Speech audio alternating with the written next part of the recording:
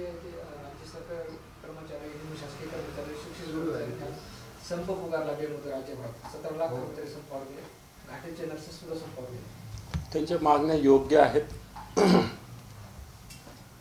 कारण याच्याविषयी सरकारने निर्णय घेतलेला आहे, परंतु या निर्णयाची अंमलबजावणी अद्यापपर्यंत केलेली नाही.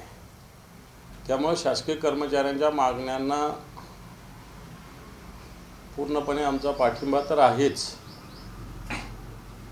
परंतु सरकारलाही या गोष्टीची दखल सरकारने घेतली पाहिजे. कारण या मागण्या मान्य केलेल्या आहे, निर्णय झालेले आहे. उगाच खोट्या गोष्टी करण्यापेक्षा ज्या काही गोष्टीच्या घोषणा झाल्या, सरकार व्यर्थ खर्च वेगळ्या ठिकाणी करत असताना सरकारी कर्मचारी आपल्या राज्याचा महत्त्वाचा घटक आहे, त्याच्या मागण्या पूर्णपणे पूर्ण केल्या पाहिजे.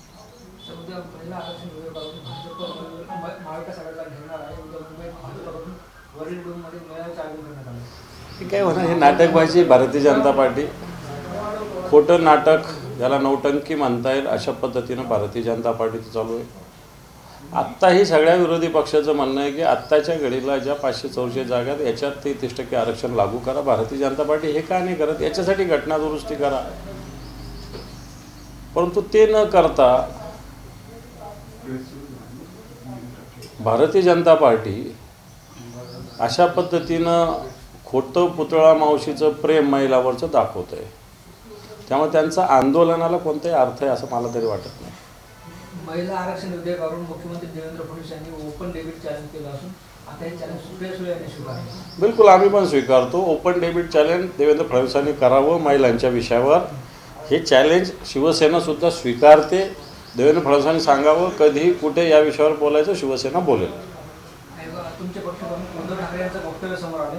आता IPL सारखी राजकारणात ही बोली लावली जाते. बरोबर आहे ना. ते एका कबड्डी स्पर्धेच्या कार्यक्रमाला गेले, तिथं ते बोलले आणि बोलीवरच चालू आहे ना. तू एवढे घेतो, तू तेवढे दे, तुला एवढे, तुला तेवढे, बोली चालूच आहे. त्याला काय उद्धवजी खोटं बोलले? खरंच बोलले.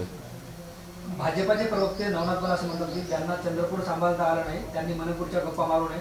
तुमच्या शिवसेनेवर त्यांनी निशाणा साधला.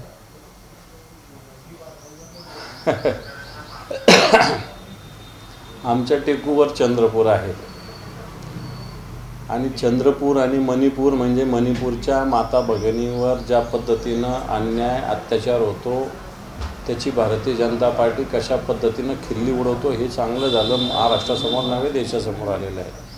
मणिपूरच्या भावना स्वतंत्र आहेत. मणिपूरमध्ये ज्या पद्धतीनं आदिवासी बांधवांवर सरकार पुरस्कृत हल्ले होत आहेत, महिलांच्या धिंड कशा काढल्या गेल्या, मला असं वाटतं हे जगाने बघितलेलं आहे. आणि त्याच्यामुळे मणिपूरचं ज्या घटनेचं आणि चंद्रपूरचं ज्या पद्धतीनं भारतीय जनता पार्टी समर्थन करतं ते निषेधार्ह आहे. शिंदे शिवसेनेचे आमदार महेश शिंदे यांनी एकनाथ शिंदेना चॅलेंज दिले. मी माझ्या जीवावर निवडून शकतो असं म्हणाले. सुरुवात आहे, शिंदे गटाची सुरुवात आहे. महेश शिंदे तसे पाहायला गेले तर भारतीय जनता पार्टीचे नावावर ते शिवसेनेत होते. मला वाटतं ही सुरुवात शिंदेच्या सेनेत झालेली आहे. असे अनेक लोक अशा पद्धतीने येणार का बोलतील. राहुरीच्या विकासावर बोलताना मुख्यमंत्री देवेंद्र फडणवीस असं आहे की राहुरीच्या विकासासाठी बेरडचक देतो आणि राहुरी आणि बारामती बिनविरोध करण्यासाठी प्रयत्न केले, मात्र दुर्दैवाने दोन्ही निवडणुका होत आहेत. म्हणून तर लोकशाहीमध्ये निवडणुका होणं काही चुकीचं आहे, अशातला काही भाग नाही. राहुरी असेल किंवा बारामती असेल. राहुरीमध्ये भारतीय जनता पार्टीने याच्या आधी किती दिवे लावलेले माहिती आहे. ठीक आहे, दुर्दैवी घटना घडली त्याच्यामुळे पोटनिवडणूक होती, परंतु राहुरीच्या जनतेनं मला असं वाटतं भारतीय जनता पार्टीला मुळीच मतदान केलं नाही पाहिजे. राहुरीमध्ये दहशत, दादागिरी, गुंडागर्दीचं राज्य होतं आणि येणाऱ्या काळातलं हे राज्य संपवलं पाहिजे अशा प्रकारची भूमिका मतदारांनी घेतली पाहिजे.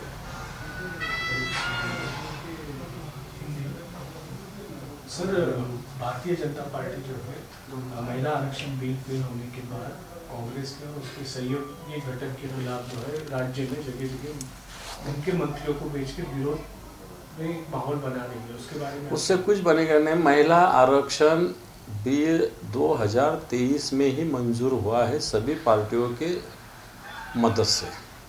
अभी कहाँ महिला आरक्षण विधेयक था? अभी मतदार संघ परिनियमन का विधेयक था, उसको हमने विरोध किया है. महिला आरक्षण तो आज भी लागू करो, ये हमारी मांग है. इसलिए भारतीय जनता पार्टी जो ड्रामाबाजी कर रही है हिंदुस्तान में, जनता के सामने आने दो, उसको हम क्या जवाब देने का देंगे। मंत्री किरण रिजिजू ने कहा है कि राहुल गांधी, प्रियंका गांधी और कांग्रेस जो झूठ बोलते हैं इसमें नहीं जाना है। हमने सीधे तरीके से महिलाओं को आरक्षण देने वाला एक बिल लाया था, कांग्रेस तथा उसके सहयोगी ने इसका समर्थन नहीं किया। आज वो बहाने बना रहे हैं, पूरे देश की महिलाएं इसके कारण गुस्से में। कुछ नहीं होगा, महिलाओं ने ही इसका विरोध किया है।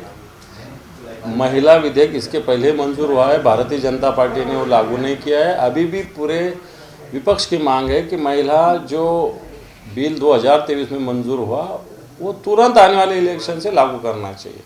इसलिए भारतीय जनता पार्टी बढ़ा चला के अभी महिलाओं की बात करें। भारतीय जनता पार्टी के समय तो पूरे देश में महिलाओं पे अन्याय हुआ। हाथरस की घटना कब हुई, उन्नाव की घटना कब हुई, महाराष्ट्र में बदलापुर की घटना कब हुई, ये तो सब सामने आ रहे हैं ना बातें। तो महिलाओं के आरक्षण की बात करें, महिलाओं का संरक्षण की भी बात करो ना। इस देश में कहाँ संरक्षण है महिलाओं का। झारग्राम में ममता बनर्जी ने कहा है कि झारग्राम में, झारमुरी में जो प्रधानमंत्री नरेंद्र मोदी ने झारमुरी बनाकर जो नाटक रचा है वो नाटक ही है। वो चुनावी ब्रेक को टीएमसी सुप्रीमो, वो चुनावी ब्रेक को, उसका फायदा वो चुनाव में लेना चाह रहे हैं। मैं समझता हूँ इलेक्शन में ऐसा कहीं जाने से, पंतप्रधान जाने से, बाकी कभी उनको पूछने का नहीं, जाने का नहीं। और अभी इलेक्शन के टाइम जाने का तो लोग बहुत होशियार है हिंदुस्तान में के, डेमोक्रेसी बहुत मजबूत हुई है हिंदुस्तान में की, और बंगाल में भी इसके लिए बहुत मजबूत है, बंगाल की भी। योगी आदित्यनाथ कह रहे हैं कि ममता दीदी प्रभु श्री राम का नाम लेने पर प्रतिबंध लगाती है, लेकिन सड़कों पर इफ्तार पार्टी करवाती है। प्रभु श्री राम के नाम पे कोई हिंदुस्तान में बंदी नहीं लगा सकती। प्रभु श्री राम इस देश का न है तो हिंदुत्व का एक बड़ा अपना एक दैवत है। और मैं समझता हूँ ये योगी और कौन उनके वो सब लोग इस प्रकार प्रभु श्री राम का नाम लेके राजनीति करना चाहते हैं, ऐसा हम समझते हैं। सर, दिल्ली की शराब नीति के सुनवाई मामले से जो जज जस्टिस स्वर्ण कांता शर्मा है, उनको हटाने की जो मुख्यमंत्री अरविंद केजरीवाल ने मांग की थी, याचिका दायर की थी, तो दिल्ली हाईकोर्ट ने उसे खारिज कर दिया है। मानना चाहिए, अगर एक आधा एक्यूज उसमें कोई डिमांड करता है जज के सामने हमारे ठीक से सुनवाई नहीं हो रही, तो मानने को क्या प्रॉब्लम है, माननी चाहिए थी। कपिल सिब्बल ने भी कहा है कि 2023 में ही ऑलरेडी महिला आरक्षण जो है वो लागू हो गया था, लेकिन उसके बाद ये ठंडे बस्ते में रख दिया गया। बिल्कुल रख दिया। भारतीय जनता पार्टी ने सिर्फ उस टाइम भी ऐसा क्रेडिट लेने का प्रयास किया, पूरे देश में महिलाओं की अभी जैसे रैली कर रहे वैसा ही किया, लेकिन हुआ क्या था। फिर उस टाइम उन्होंने जो किया था उस टाइम भी उनके भाषण निकालो, फिर अभी तक क्या किए 2026 तक उन्होंने। हम समझते हैं आने वाले 2029 में जो अभी जगह है उसमें से 33% आरक्षण देना चाहिए महिलाओं को, ये हमारी मांग है। कपिल सिब्बल ने भी कहा है कि जिस तरीके से प्रधानमंत्री ने देश को संबोधित किया है वो कहीं ना कहीं आचार संहिता का बिल्कुल। इलेक्शन चालू है 4 स्टेट में, और तुम एक विधेयक जो हाउस में हुआ, हाउस पे तो उन्होंने भूमिका रखी थी ना, और अलग से भूमिका रखने की क्या जरूरत है। ये तो सरकारी मिशनरी का दुरुपयोग कर रहे हैं प्रधानमंत्री जी। इतना क्या देश का बड़ा इशू था वो हाउस में, इस पे सब उनके अमित शाह जी ने भूमिका रखी, सब में लास्ट प्रधानमंत्री जी ने रखी। उसके बाद में और अलग से रखने की बोल तो गवर्नमेंट जो मिशनरी है उसका मिसयूज कर रहे हो। आज महाराष्ट्र राज्य भर में जो है नर्सिंग कर्मचारियों का जो है स्ट्राइक हो रही है। बिल्कुल, उनकी जो डिमांड है वो सही डिमांड है। उनकी डिमांड वैसा देखा जाए तो सरकार ने मानी है, लेकिन मानने के बाद उसका इम्प्लीमेंटेशन नहीं किया। वो जल्द से जल्द इम्प्लीमेंटेशन करना चाहिए। ये उनकी डिमांड सही डिमांड है, उनकी डिमांड पूरी करना चाहिए। Thank you. संजय राऊत म्हटले की शरद पवारांची बरोबरी करण्यासाठी यांना 100 वर्ष लागतील देवेंद्र फडणवीसांना। बरोबर, शरद पवारांचं नेतृत्व एक यशवंतराव चव्हाणांनंतर या महाराष्ट्रातलं एक शरद पवारांचं नेतृत्व एक मोठं नेतृत्व आहे। देवेंद्र फडणवीस नेते भारतीय जनता पार्टीचे, ते पूर्ण भारतीय जनता पार्टीचे नाही, महाराष्ट्राचे तर कधीच होऊ शकत नाही। आणि त्याचप्रमाणे डिबेट करण्यासाठी देवेंद्र फडणवीस म्हटले की डिबेट करायचे, ते मी बोललो ऑलरेडी, डिबेटला आमची पण तयारी आहे। यावं देवेंद्र फडणवीस कधीही यावं, त्या विषयावर आमची डिबेटची 100% तयारी आहे।